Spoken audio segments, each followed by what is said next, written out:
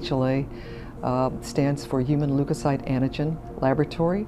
This lab is one of the oldest in the United States and has been associated with the transplant program for almost 40 years. I've been the director for the past 20 years. This HLA lab, like many in the United States, actually is multidisciplinary, and we are associated with solid organ transplantation as well as bone marrow transplantation as well as genetic testing. However, we work most closely with the solid organ transplant teams, and those members would be Dr. King, Dr. Gupta, and our surgeon, Dr. Sharma. Dr. Kimball and I started our collaborative work, she in the laboratory and we over in the transplant clinic. We have a very highly sensitized group of patients. Many are regrafts, the preponderance of our patient population is African American, and this is why we decided to look at some preemptive strategies that we might implement, perhaps impact in a positive way graft survivals. At VCU, we have been enriched with patients who are highly sensitized, meaning patients who have a large amount of antibodies against foreign human tissue because of prior kidney transplants.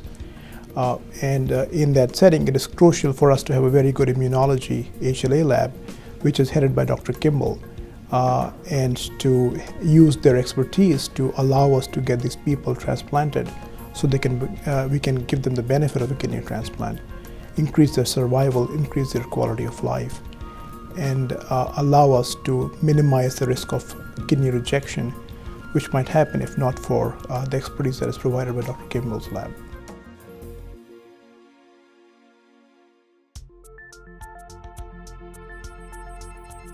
Our emphasis now focuses on antibody testing and determination of level of risk for the patient, either in getting them to solid organ transplant or helping them keep a transplant after they have been successfully surgically transplanted.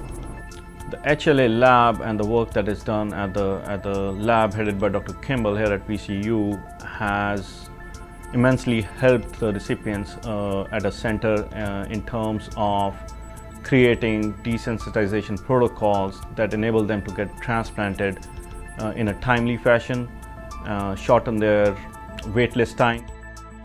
We thought that if we could eliminate antibody using a combination of either plasmapheresis and or IVIG, that we might be able to impact survivals in a positive way for that group. However, in the deceased donor population, we really don't have the luxury of that kind of time prior to transplant to accomplish this. So our thinking was that if we could do a preemptive trial using IVIG and plasmapheresis, either alone or in combination, that we might also be able to impact survivals in a positive way. We have put in several protocols in place to minimize the risk of rejection, because when we transplant a patient, when we take a kidney, we want to ensure that it will last as long as possible, and therefore ensure optimal survival of the kidney as well as of the patient. So therefore it is crucial to ensure that when we give a transplant to a patient, it lasts for as long as possible. And in order to ensure that, we have to minimize the risk of both acute as well as chronic rejection of the transplanted kidney. And to ensure that, we need very, very good HLA data from the HLA lab. Throughout the United States, the sensitized patient is an enormous problem. At this particular program, we have one of the highest rates of sensitization in our patient base. It tends to run 25 to 30%. In 1989, I was 3 years old, and that's when I received my first kidney transplant. There was a donation from my mother. By 1990, I had actually lost the kidney again. We did home hemodialysis for 10 years before I received the call for a cadaver kidney in 1999. After that, we lost the second kidney, and I went back on home hemodialysis for 11 years. And we had been through extensive testing of family, friends, relatives, friends of relatives. I had a high reactivity rate to everyone, including my closest family.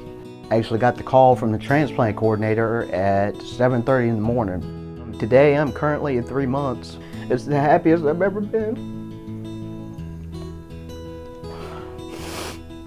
get to spend more time with my 2-year-old. As far as the future is concerned, it's open. I never had that before. And it's been a major transition for all of us, because after 20 plus years of dialysis, you don't realize how much time was taken away until you get that free time back. I wouldn't change a thing, just because everyone has been fantastic to me. So, how's your arm? It's pretty good. From the dialysis nurses and the doctors, transplant doctors, all the way through. I wouldn't be here today if it hadn't been for VCU Health Systems.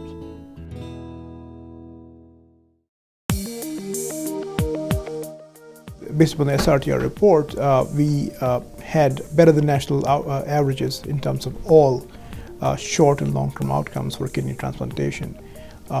It makes us feel proud of what we do. It makes us feel reassured that what we're doing is the right thing to do. I think that we are at a very important time in the field of transplantation. I think there are lots of new ideas and information that is being worked on at the moment that could impact patients dramatically down the road. HLA lab and the work that's done there immensely has shortened the waitlist times for a recipient. In the long run, most of these kidneys do excellent. There are fewer rejections, and the graft and the recipient outcomes are excellent even at 5 to 7 years. I'm personally very proud of what this lab and the clinical program has accomplished of identifying a problem, coming up with concepts of how to deal with that problem, testing those concepts, and then validating what we did, and then taking the next step. And I think it shows the best of a relationship between the clinical program and the lab.